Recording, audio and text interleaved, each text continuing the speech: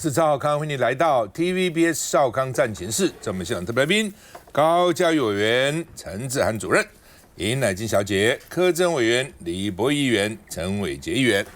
好，卡达啊，首都爆炸，浓烟冲天，以色列去炸它哦，而且说呢，这个主要是因为哈马斯高层在卡达，哈马斯高层有2个地方哦，一个当然在什么加沙啦那一带哈。一个就是在卡达哦，那他们说这个卡达这些领袖正在讨论美国给他们的以哈的这个和平协议的这个案子，正在讨论要怎么样这个把打仗给停了啊！哇，突然今天一响，4个人都死光光啊，4个头都死光光。所以呢，这以色列讲的哈，以色列说呢，4大领袖在卡达开会被他们斩首了。哦，所以以色列蛮可怕，你去得罪他哈，人到哪里他都可以把你炸死。然后呢，这个以色列说呢，这是他的审判日，哦，用空袭一次把他们通通给杀了，那引起国际谴责。那哈马斯说没有，说我们人都好好的，领导干部没有被击杀，以色列说击杀了，哦，所以到底击杀没击杀，现在不知道。川普说不高兴，当然川普真的不高兴假不高兴，大家也搞不清楚啊、哦，因为川普跟以色列很好。川普说不是我决定啊，我没有去炸他，是以色列自己干的，哦，而且呢，这个川普为了炸这个地方感到很遗憾呢、啊。白宫说这对美国跟以色列的目标停战目标不利啊，我们川普没有要支持啊，哦，那现在说炸死6个，到底6个是谁啦？真的是头还是一般的不重要的人啦？哦。那以色列曾经警告美军说我要轰炸哈马斯，就换句话，他声东击西，他说我要去炸哈马斯，人家以为是炸的是那个加沙那个地方，他去炸了卡达，哦，所以川普说非常不开心，哦，这样给我乱炸一通，哦，而且美国媒体说以色列一直保密，到了飞弹已经发射了才知道，那来不及了，飞弹很快就到了哈，那为什么这个以色列敢这样哦？BBC 说，纳坦雅胡盘算川普不会下重手。川普跟以色列这么好，你能怎样呢？对不对？你能真的去炸他吗？不可能嘛！哦，当时这个大家都不敢承认都是耶路撒冷，都不敢把这个什么使馆搬到那边去。川普第一任就搬过去了，就承认了哦。所以呢，川普就是支持以色列啊。所以呢，以色列空袭这个卡达哈马斯据点说死了6个人。纳坦雅胡说：“我不会忘记10月7号，就上次哈马斯去这个突袭以色列的日子哈。那以色列说它是独立轰炸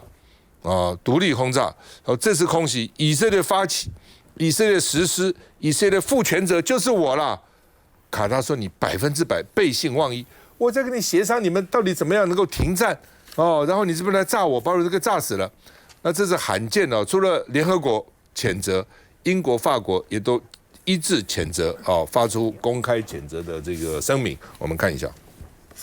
以色列无预警空袭卡达首都杜哈，这栋建筑爆炸瞬间炸出火光，形成一道烟墙。城市被袭击后，天空烟雾弥漫，远方住宅内的宝宝都被爆炸声吓哭。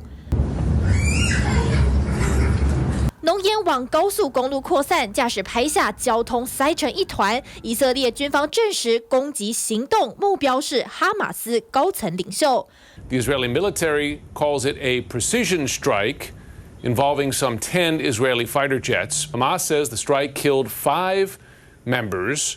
目标建筑应声倒塌，但哈马斯官员声称高阶领导人安然无恙。نجت من هذه المحاولة الجبانة وأن قيادة الحركة الآن بخير كبير بفضل الله سبحانه وتعالى. 杜哈被炸得措手不及，卡达总理甚至是在攻击发生10分钟后，才从美国官员那得知消息。Israel acted wholly independently, and we take full responsibility for this action. And this action can open the door to an end of the war. 纳坦雅胡擅自出兵杜哈，卡达首相却不放弃扮演斡旋角色。الوساطة في الدبلوماسية القطرية هي جزء من هذه الهوية. 卡达抨击以色列侵犯国家主权，川普也说他事前没收到通知，现在觉得很不高兴。I'm not thrilled about the whole situation. It's not a good situation. 各国领导人也纷纷发文谴责以色列公然违反国际法，加剧中东局势动荡。那来金怎么看？以色列这次的行径啊，极其的恶劣，而且呢，他踩到了一个非常严重的红线，就在于是说，卡达尔他是应美国的要求，在2012年的时候呢，在他的首都呢杜哈呢成立了一个哈马斯的政治办事处，所以这个政治办事处呢，它就是要用来去协调有关于以色列跟巴勒斯坦之间的问题，所以呢，他今天呢去。以色列呢派出了战机，然后导弹，然后去打了这样子一个处所。他这个跟以色列啊，在过去他不管在伊朗啊、约旦啊、叙利亚啊、黎巴嫩啊，去攻击去打这个哈马斯的这个领导人的行径是不一样的。就是说，理论上来讲，你在这个杜哈，你在杜哈的这个哈马斯的政治办事处，他应该要得到美国的一个安全的一个保障。以及在这个国际政治的规范之中呢，它应该是一个安全的，是作为一个跟以色列当局他们要协调这个事务的角色的一个很重要的一个被赋予卡达尔的这样一个角色。你今天这样子搞，事实上呢，等于是重重的狠打了美国的一个耳光，也使得呢美国呢对于这些其他中东国家的一个安全承诺呢，遭遇到了一个极大的一个重创。所以说呢。约旦呢，他今天发出的声明就非常的清楚，他就说以色列这样的行径，他不但违反国际法，他也违反了政治跟外交的一些的原则啊。联合国的反应呢也非常的强烈啊，就说他们要开一个紧急的会议来针对这个事情呢来进行讨论。但是关键在于是以色列呢，因为有美国撑腰，所以他根本不在乎，美国呢也不会对以色列做出什么样的制裁。我们看到美国现在呢所扮演的一个角色呢，是希望说，哎呀，这个鱼与熊掌兼得啊，两面都讨好。一方面呢，装着好像完全都不知情。我们想想看，美国会完全不知情吗？今天呢，以色列的这个空军，它的战机是要飞这么长的一段的航程行程呢，它中间也要有空中加油机啊，然后才能够飞到这个卡达执行这样子的任务。你美国怎么可能完全不知情？怎么可能到他要飞弹要袭击的时候呢，他来通知你才说，哎呀，我来不及通到。那你美国在卡达的那个空军基地是在吃饭的吗？怎么可能完全都不知道呢？然后川普呢现在呢装无辜，然后表示说啊，我完全不知道啊，我也不赞成这样的行动。可是他们的副总统范斯却说，他说这个我们之前不知道啊，对于目前的这个进程呢，是没有帮助的。可是呢，消灭哈马斯呢是一个不错的主意。这个不就是美国也在一方面呢，也在符合以色列所想要的，就是要清剿哈马斯，而且呢，在相当的程度上面呢，他们认为今天呢跟以色列站在一起，范斯的想法是跟以色列站在一起的嘛，只有哈马斯呢得到完全的清除，然后呢要把加萨地区呢整个的清空，来去建立，就是以色列就是要实质的占领加萨。还有一个层面的问题是，这个川普呢还提到说，他会要这个国务卿这个 Rubio 要去跟这个卡达，然后来签订了相关的这国防啊更进一步的合作。那你是怎样要再卖一批军火给卡达吗？这等于是呢放任卡达被以色列欺负，你美国不但没有办法提供任何的安全保障，还要在军火上面赚一票。我们常常讲两国交战不斩来使。打到这个很激烈的时候呢，那个使者穿梭也不打，为什么？他昨天可能交换一些讯息啊，甚至要不要停战啊，等等之类的，要不要打下去啊，等等那在这个加萨战争这段时间，卡达、埃及跟美国是以色列跟哈马斯间的重要斡旋者，就美国、这个卡达、埃及，这阵一直谈和吧，这边谈在那边谈，弄了半天就把人家这个头都给炸死了，而且他们还正在研讨美国提出来的和平方案。这实在是很过意不去的来，志涵怎么看？好，我们看到美国，不管他是真的像川普所装无辜的，说哦，他们呢其实马上去通知了，可是呢通知的时间呢，其实在当地就已经发生了爆炸，来不及，或者是知情不报，又或者是先斩后奏，我觉得这些东西都已经不重要了。重要的是美国现在他们到底要采取什么样的作为？他们要继续这样放任、这样子残忍、不人道的这样子的战争迫害，而且就像赵大哥说的，他这个调停者的角色已经严重的被破坏，也破坏了过去在这个美国还有以色列之间，甚至是卡达这边，希望有个调解者跟仲裁者的角色，大家彼此之间的互信已经不在了。这个破坏仲裁者还有这个彼此之间的默契的这个行为，其实把整个风险还有呢政治的对抗性拉高，让整个中东地区甚至是非中东地区都承受了非常非常大的这个战争风险。其实呢，纳坦雅胡扬言要来清扫、要狙杀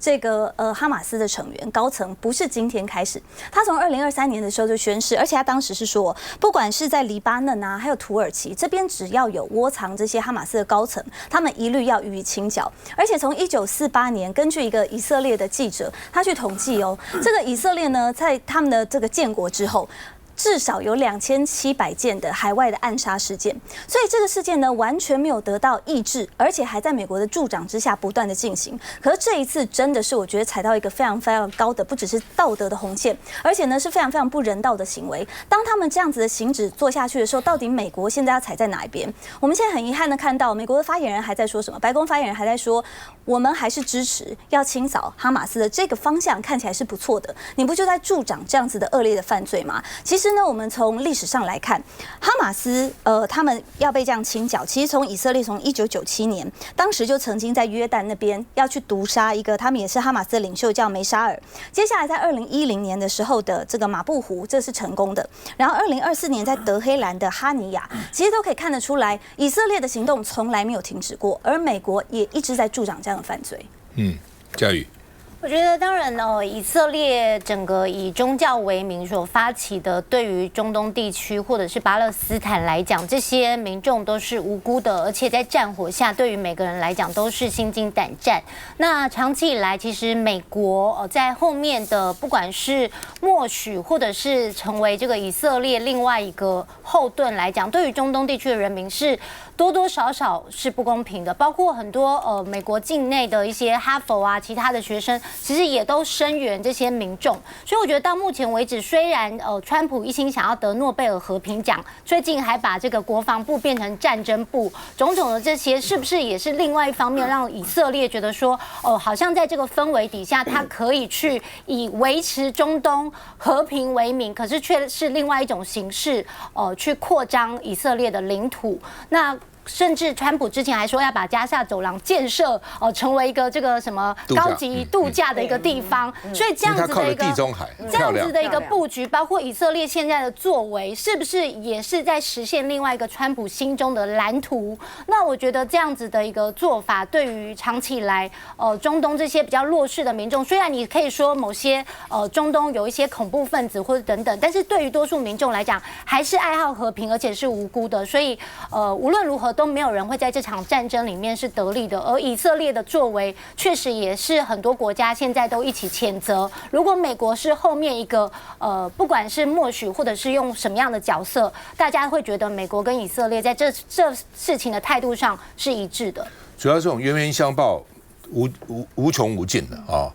就是大家最担心的基督教文明跟伊斯兰文明的冲突，这边就看得出来，你打我，我打你，我打你。而且呢，基督教国家都同情基督教国家。美国再怎么心想说，这边这个不管从圣经从哪里开始，犹太人上帝的选民，以色列上帝的选民，他要支持他。然后那边的伊斯兰呢就很生气，你打我，我打你，我打不过你，我就要搞恐怖分子，给你爆炸，搞这些东西，整个世界扰攘不安呢，永无宁日。休息了再回来。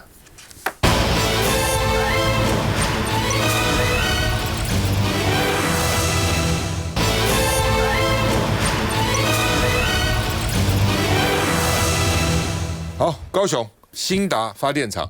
昨天爆炸，哇，这个火光冲天哦。那居民说以为飞弹打来了哦，吓死了。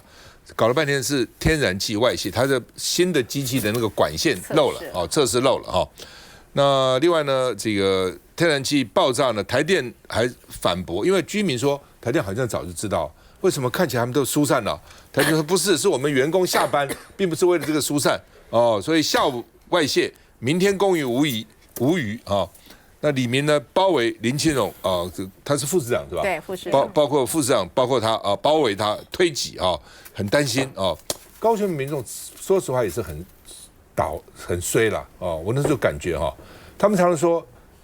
鸡拉死在这边，对不对？鸡蛋啊，这个在台北，为什么？因为公司以前都是在台北，那工厂在高雄，所以呢税是交在台北。就高雄觉得说我们到底怎么回事啊？但后来当然因为在这种压力下，有一些公营单位就公司也放到高雄去了，就是至少这边交税啊。那真的很多那种重工业啊什么都在高雄那个地方啊，所以呢那边的居民也很生气啊。那另外呢，这个因为他们说明会啊气氛火爆，所以地方呢就骂这个林清荣，说就摇摆，非常摇摆哈。他说甩头就走哈，大概没有跟他们好好沟通还是怎样哈。所以里长呢柯南烈哈，他们都很生气哈。那另外呢？但是呢，兴达的厂长、施工处长是鞠躬道歉的，说不好意思啊，让当地惊恐啊等等哈。那说为什么查出来原因？说加热器出口接头漏了，所以呢这个瓦斯就漏出来了哈。所以这种东西就经常是有那种瓦斯厂啊，甚至运瓦斯车啊什么，大家都很紧张。不爆炸则已，一旦出事，也有那个港口整个毁掉的哈。这个外国了哈，这蛮可怕的哈。那所以呢，这个承包商跟台中的电厂是不是一样？所以台中的立委黄建豪很紧张，说焊接，说主要是焊接哦，说到底会不会怕台中也产生这样的事情？那柯志恩就轰台电的董事长说呢，你不要总是想着掩盖哦，是不是因为怕了误会，所以不通报哈？那我们看这个空拍画面哈，这两个厂都烧的，外面都烧干干净净，是黑漆的，外面这样看起来黑漆漆的，就表示相当那个火其实相当大的哈。那高雄市议员邱宇轩也质疑说，因为他这个进度有落后，是不是为了赶工提早商转，仓促强行测试，所以惹祸了？到底是不是这个原因啊？那经济部长也抱歉说呢，哎呀，虽然爆炸了，但是供电影响废话嘛，因为你是个新的，还没有实质开始这个发电嘛，当然影响小，但是你那个安全影响很大，当地居民影响很大。审计部说，兴达电厂燃气机组更新进度大落后，所以它本来就落后，现在是不是要赶工？哦，邱宇轩议员问啊，他说呢，如果说这样的话呢，整个兴达电厂落后是影响到电力的调度的哈。环保团体示警说，台湾燃气大扩张，恐怕会酝酿公安的危机。哦，的确，气这个东西一旦爆炸，真的是不得了的哈。好吧，那国民党说呢，这是要晋升党。哦，说呢，核三演习就赶快发简讯，兴达电厂爆炸就没有通知，都不告诉大家到底怎么回事。我们看一下，高雄兴达电厂新建的燃气机组基地9号晚间发生爆炸，燃烧的烈焰瞬间照亮夜空，熊熊火焰燃烧，伴随大量浓烟，厂内员工一脸惊恐，连往后退，不敢靠近。消防车陆续抵达，赶赴现场灌救。而爆炸当下发出巨大声响，电厂周边的住户全被吓到，从远处就能看到电厂的火光还有浓烟。周边6位里长直接冲到现场要了解状况。你一定要帮我调查清楚，一定要清楚，你来刚调查。要求市府调查清楚，因为关乎到居民安危，里长们情绪很激动。只是这爆炸到底怎么发生的？还原兴达电厂爆炸的时间序，从9号晚间7点57分，设备就侦测到了天然气外泄，人员也开始停机撤离。8点05分时爆炸起火，消防队6分获报，8点24分抵达，火势随即在30分钟内扑灭。而引发爆炸原因，台电董事长曾文生亲自说明。火警的主要原因是天然气泄漏。台电解释爆炸原因，不过在这之前，高雄市副市长林清荣第一时间抵达，却在现场脱口而出这句话：大家虚惊一场，一切都平安。兴达电厂发生重大爆炸案，却说是虚惊一场，让里长听不下去，质疑市府反应慢半拍，怒呛环保局。你4点外泄群，现在你把通报完，4点多就外泄。对，现在环保局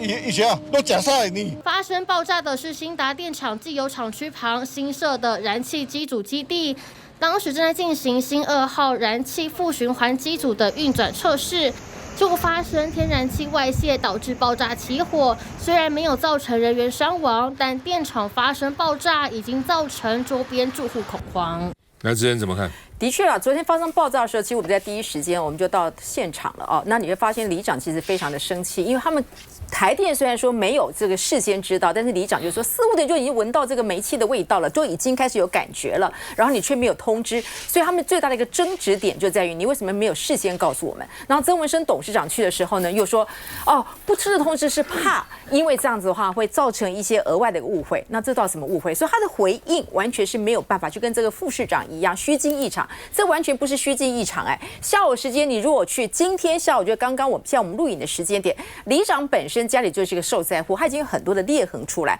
而且他附近的余温，那余温很多都是翻肚了，而且他们预估说未来会越来越多，我们都已经拍到那个鱼就这样翻肚的这个部分，然后很多人就非常的惊恐，因为那个爆炸的声音很大，所以说怎么可能会虚惊一场？而且最重要的是，他们并没有讲实话，他们说那时候的话，我们没有用电疑虑，刚刚不是我们那个公民新事啊，对不起。才刚刚发布，我们民国64年的大林电厂刚刚发布要晚上要并联发电，因为已经低于备转率的6%啊！你不是才刚刚说不会有影响吗？马上我们的大林又要开始登台上演救援投手了，那是民国64年的，被人都拿出来用，对呀，都拿来用，那你怎么可以告诉我你还是维持在没有受的影响？所以这整件事情会让大家会觉得，你为什么不会直接的告诉我们？包括已经有一些的警示，我们里长没有被告知，我没有办法告诉我们的里民，所以今天所有的重点都是围绕在这个层面，而且呢，你完全是4两拨千斤的，好像什么事都没有，但的确